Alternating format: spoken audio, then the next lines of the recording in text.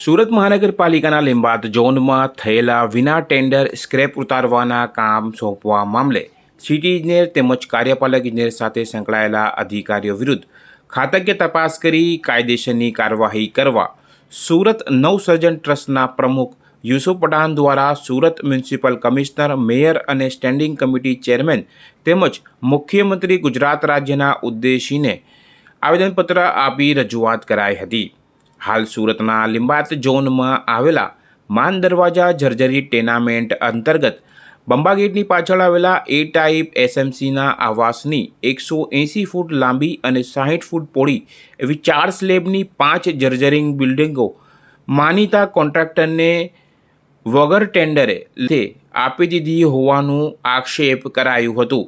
આ બિલ્ડિંગો ઘણા લાંબા સમયથી જર્જરિત હોવાના કારણે વર્ષોથી ખાલી છે અને તેના કારણે અહીં રસ લેનારા કોન્ટ્રાક્ટરો વર્ષોથી આ બિલ્ડિંગ ઉતારવાની ટેન્ડરની રાહ જોઈ રહ્યા હતા, પણ તેઓ રાહ જોતાઈ રહ્યા અને બીજી તરફ સુરત મહાનગરપાલિકાના લીંબાયત ઝોનના અધિકારીઓ સહિત સંબંધિત અધિકારીઓ દ્વારા વિના ટેન્ડરે ઇજારદારને કામ સોંપાતા સુરત નવસર્જન ટ્રસ્ટ સહિત અન્ય જાગૃત નાગરિકોમાં રોષ ફેલાયો હતો, સાથે ઇજારદારોમાં પણ રોષ ફેલાયો હતો।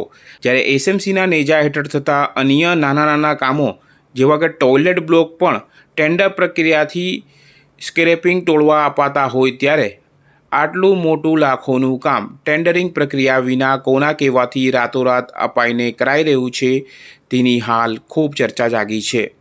ઉલ્લેખનીય છે કે નવસર્જન ટ્રસ્ટ દ્વારા ચીમકીઓ ઉચ્ચારવામાં આવી છે અને કહેવાયું છે કે આની તટસ્થ નિષ્પક્ષ તપાસ કરવામાં આવે અને આ ચુપકીદીવાલા કૌભાંડમાં લીંબાયત ઝોનના સિટી ઇજનેર, કાર્યપાલક ઇજનેર તેમજ અન્ય લાગતા વળગતા અધિકારીઓ પર તપાસનો કોરડો વીજી કાયદેસરની કાર્યવાહી કરવામાં આવે તેમજ સરકારી તિજોરીને 50 લાખથી વધુનું નુકસાન પહોંચાડતા આ કામને તાત્કાલિક ધોરણે બંધ કરવામાં આવે એવી માંગ કરાઈ છે।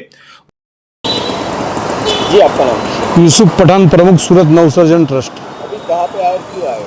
અમે મ્યુનિસિપલ કમિશનર પાસે અને સ્ટેન્ડિંગ કમિટીના સભ્ય પાસે તેમજ મેયર પાસે રજૂઆત કરવામાં આવ્યા છે।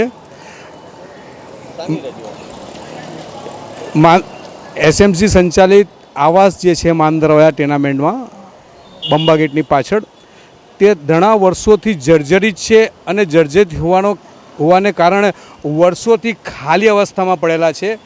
હવે કોઈ પણ વસ્તુ ટેન્ડર પ્રક્રિયા વગર એસએમસીમાંથી થતી નથી।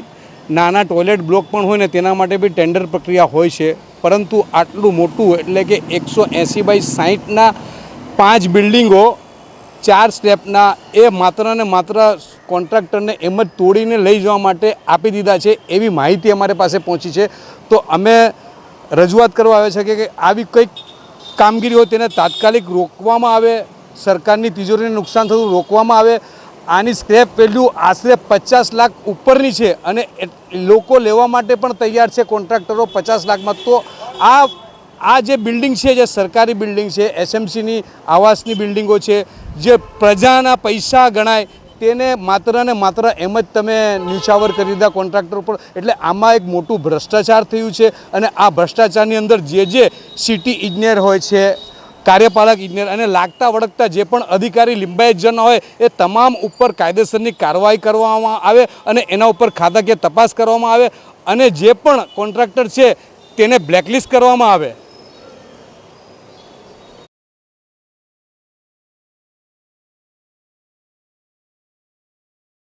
ઉલ્લેખનીય છે કે આ 5 બિલ્ડિંગોની અંદાજિત સ્ક્રેપ કિંમત વેલ્યુ 50 લાખ ઉપરાંતની થાય છે, જે શહેરના ઘણા બધા કોન્ટ્રાક્ટર આ કિંમત એસએમસીને ચૂકવી શકે તેમ હોય જેથી સરકારી તિજોરીને લાભ પહોંચી શકે, પરંતુ આ સીધું કામ અન્ય ઇજારદારને સોંપાવી દેવાતા સુરત નવસર્જન ટ્રસ્ટે તેનો વાંધો ઉઠાવ્યો છે અને આ સંબંધે સુરત મહાનગરપાલિકાના લીંબાયત ઝોન સહિતના આ કામના સંબંધિત અધિકારીઓને હાઈકોર્ટમાં ખેંચી જવા સુધીની ચીમકી ઉચ્ચારી છે।